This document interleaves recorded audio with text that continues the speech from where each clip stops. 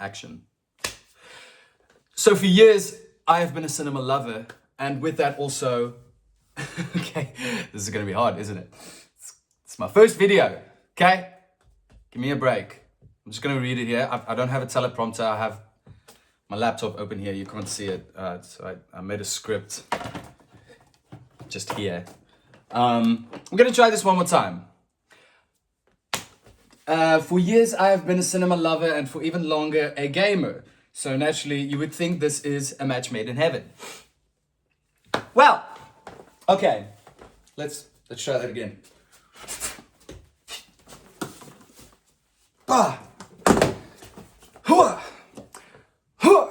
Got a shot of that in. So for years, I have been a cinema lover, and for even longer, a gamer. Ooh, I'm a gamer. You sound like an idiot, but it's fine. It's fine. I love cinema and I love gaming. There's not a lot of movies up there, but you'll see them in due time. So you would naturally think that this video is a match made in heaven.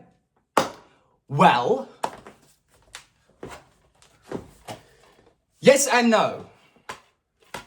Mostly no. Okay, we're just gonna keep rolling. I think. Cuts to film, some Tyler Durden edits. Just put that in. Okay. We're just gonna keep rolling. When I was 7 years old, I broke my arm right before the start of the summer holiday. Now I don't remember being in absolute dread about it, and apparently my parents felt very sorry for me.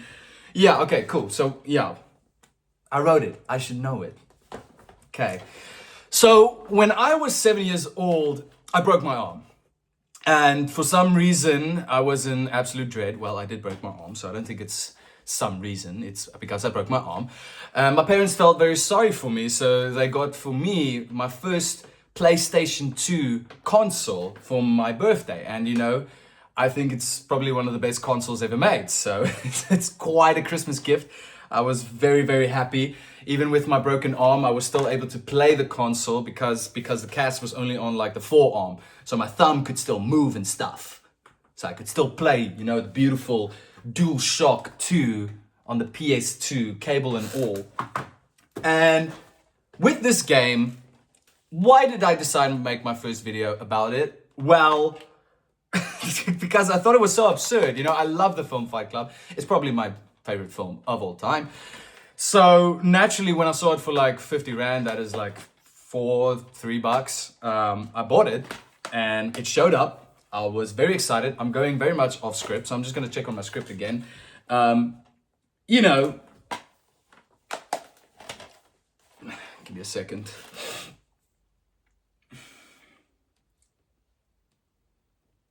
Now, cut to 2026, and I see this bad boy on the local online market called Bob Shop. Please sponsor me.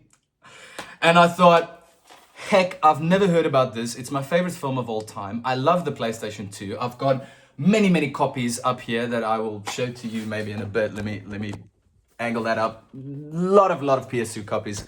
Love the console to death. So naturally, I bought it. I see it's a bit skewed. There we go. Now we're fine. You know, and it's been incredible playing retro games again. I just love putting in disc and having all of it just in one place. No loading screen, no upload, no freaking updates, none of that. Just put in and play. And yeah, okay, I'm back to the script. The game is close to 3 decades old, so I was really surprised that I've never heard of it being my favorite film of all time. Have I mentioned that it is my favorite film of all time? I mean, just run the clips again. You can see why it is so great. Yeah. So I didn't play it at first out of fear that it might be bad, you know, which was a common thing with all these movie tie-in games. While we do still have some bangers, and I will talk about them on this channel as well, but you know, it's the common thing, and that's why I didn't play it. Fearing that it might be terrible, which, spoiler alert, we'll get to that. It's okay.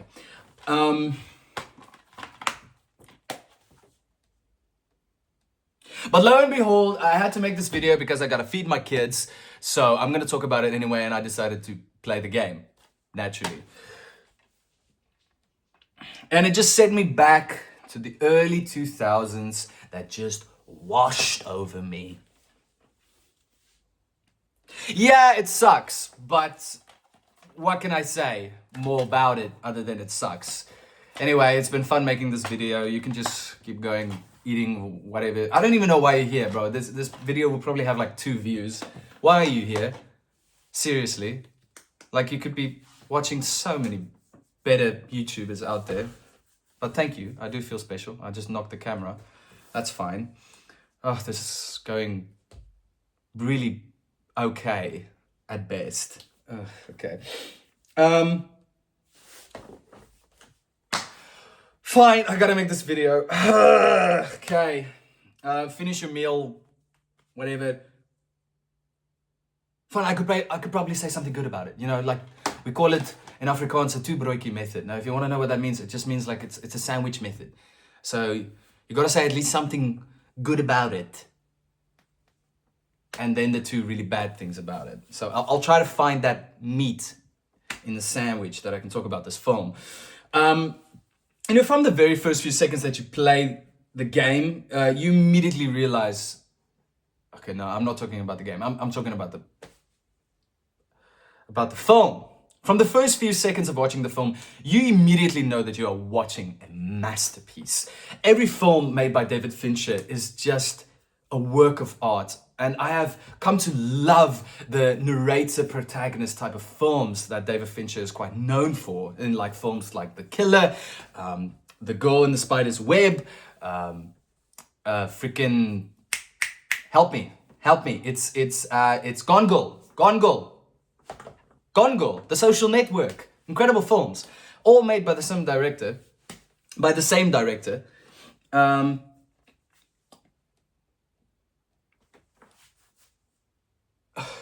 Gut-wrenching. It's good. So good. So freaking good. So the film plays a lot with psychological distortion. Don't know what's happening, aka. Exploring the deep mind with rich and provoking themes of purpose and sin, you know, having you at the edge of your seat in every single having you at the edge of your seat in every single frame. Now, Edward Norton plays the narrator, and yes, that is literally what his name is. If you look into the script, that is what his name is, the narrator, and we'll get to that. Spoiler alert, you'll know why. I know, like, most people know the twist of this film. I don't have to keep it. I know most people know about the twist in the film. I don't have to explain this to you. You know why he's the narrator and not he who shall not be named. So yeah, he struggles with dementia, insomnia, dementia. He doesn't struggle with dementia. He struggles with insomnia, which is very funny to me because in the first few seconds and minutes of the film, it's really comedic. You know, he attends all these AA meetings because it actually helps him to sleep, because he figured out that the more he cries, the more he sleeps like a baby.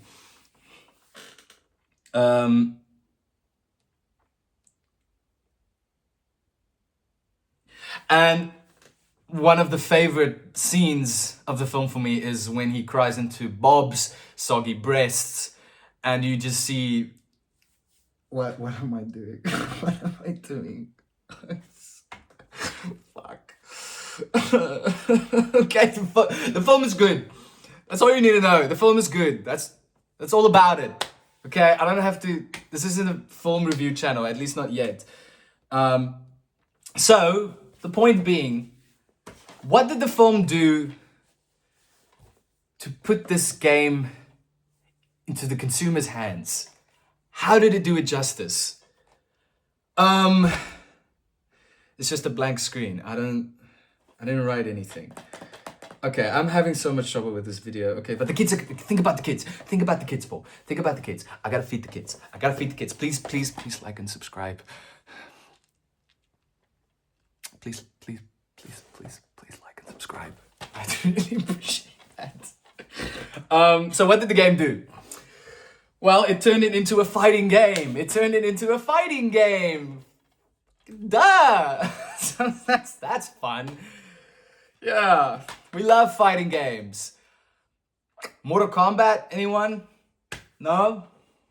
Why do people play Mortal Kombat? I don't. Please let me know in the comments if you play Mortal Kombat. I don't. I don't like fighting games, but you'll see why in a second. If you had to ask people who have never watched the film Fight Club to make a game about Fight Club, you would think it's a fighting game. So yeah, they turned it into a fighting game. Big whoop. Why I have a problem with this is because I hate fighting games. Like, I'm sorry, I don't like fighting games. They're just so repetitive. You just press the same 2 buttons all the time and you win by like 50% chance against your friend. I don't even know why you would play it online. I know there's like rank modes probably in modern gaming, but I don't care. I just want to chill with my friend mostly, especially with retro games. I like to play them with friends. You know, it's an era of games where you had split screen couch co-op, where you don't see that in modern games anymore because we are so lonely. That's a different problem that we'll not get into right now. So you can clearly look at the inspiration for these games, like I mentioned before, Mortal Kombat, other games that are fighting games other than Mortal Kombat. There is characters from the film in the game. That's cool. That's great. You know, there's Bob. Bob makes it like go from a 4 out of 10 to a 5 out of 10. So there's at least that. They made 3D environments taken straight from the film, which I really appreciated, you know, with like the iconic basement where the first Fight Club ever is taking place, or outside, if you want to be really technical, it's where the first Fight Club actually took place. And also the black and white tile bathrooms where one of the other very disturbing scenes took place. This film has a lot to do with disturbing scenes of below the belt area scenes.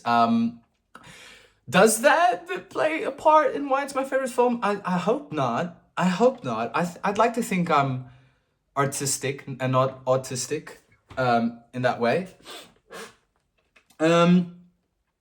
You know, it felt familiar, which is a good thing about these movie tie-in games. You want to make a film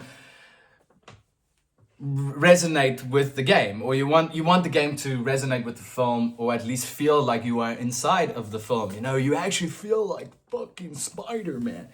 Put just an IGN logo and people will get that joke. It really makes you feel like you're in a fight club. Yeah, IGN. It's got great music. It's got some songs from Limp Bizkit. I love Limp Bizkit. I know 3 songs. It's actually funny that I say I love Limp Bizkit, but I can only name like maybe 3 songs. Maybe 2. I don't know. Yeah, so it doesn't make a difference against the spamming triangle button. I don't think there's really much of a skill gap in this game. Like most fighting games. I hate fighting games so much. There's a few combos, and they've got a cool training area, which is like the house in which the abandoned house, which most of the film takes place in. That's kind of cool, and you can like play some of the characters and train. There's kind of a story mode. You kind of play as like a no man character. Yippee, that's fun. Yeah. But let me talk about this. Let me get real for a second. This film was made by humans. This game was made by humans. And in the year of 2020 slop, I really appreciate games being made by humans. And that they really feel like they were made by humans, because it's flawed. It's flawed in a lot of ways. Yet I love it because I own it. It's mine. I can play it whenever I want with a friend. I can laugh. You can enjoy it for what it is. You can appreciate it.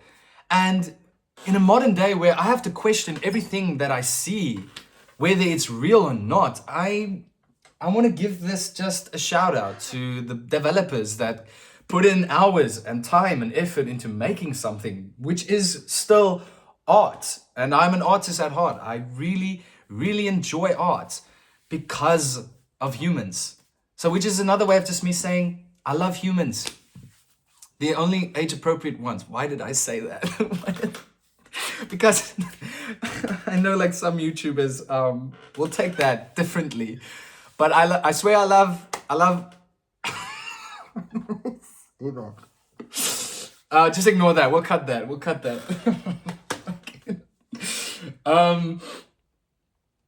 Yeah, so I don't want to slam on the game.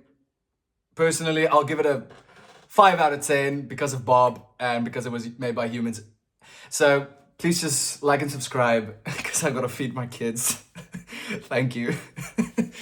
Well, yeah.